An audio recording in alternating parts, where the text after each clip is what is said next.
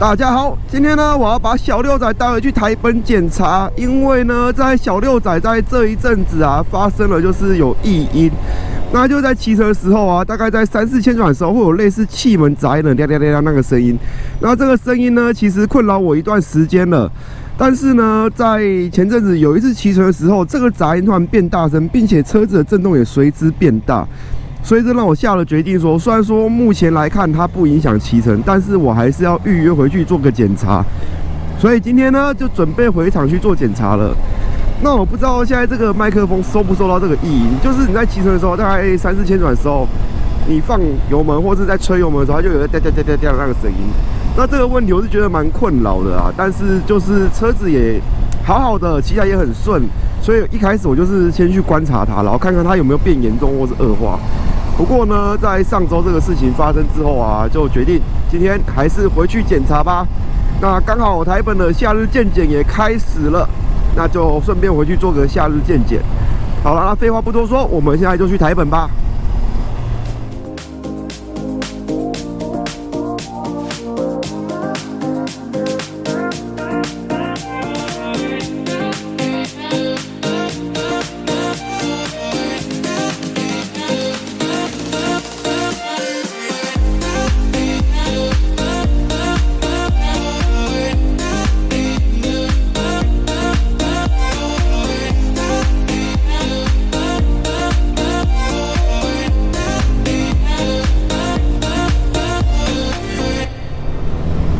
好了，在经过刚刚的检查之后呢，还好小六仔他一切正常。那技师他有去帮我试车，试车之后呢，他表示这个是正常的运转声。如果是真的气门异常的话，声音会更大声，而且它的运转的声音，它的运转状况不会像现在这么顺畅。其实会想回来检查，就是因为上礼拜车子放了2周都没有骑嘛，然后呢一骑乘就发现车子整个不顺，然后震动蛮大的，再加上有气门的声音，就想说好吧，就是回来检查一下。那今天这样检查过后啊，车子没有问题是比较放心一点。不过这个状况我还是会持续观察，因为在我的频道里面有蛮多朋友都有反映说他们车子有这个状况，就是气门声。然后呢，这次回来还顺便做了就是健检，健检就是把链条做调整，全车的项目就是离合间隙啊，然后轮胎的胎皮啊、电压等等都做一个巡检。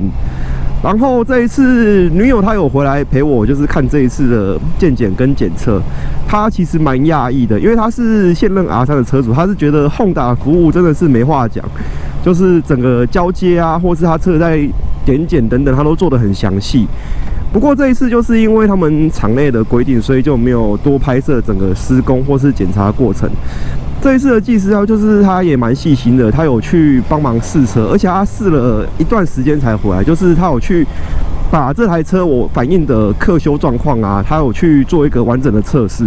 那他并不是说在原地空吹油门吹一吹，没听到异音，他就说好，那就这样子，就车就正常。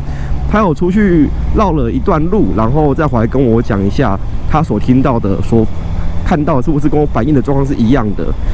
那这边就是也还蛮庆幸啦，车子没有什么大问题，希望车子在保固内、保固后都不要有大状况。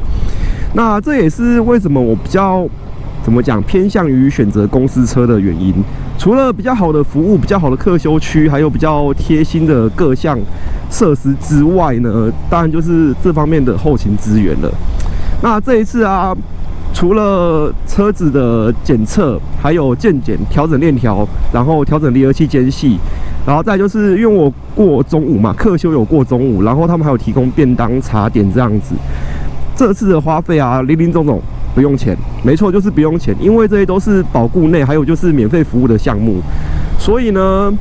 这次我没有花到任何1毛钱，就把车子的一些状况给检测完成，并且排除了。好啦，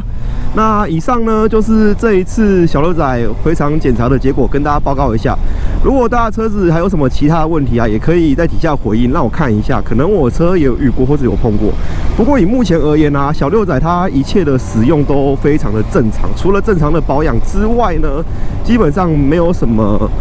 就是需要我担心的问题或是状况。好啦，这次影片就到这边，我们下次见，谢谢大家，拜拜。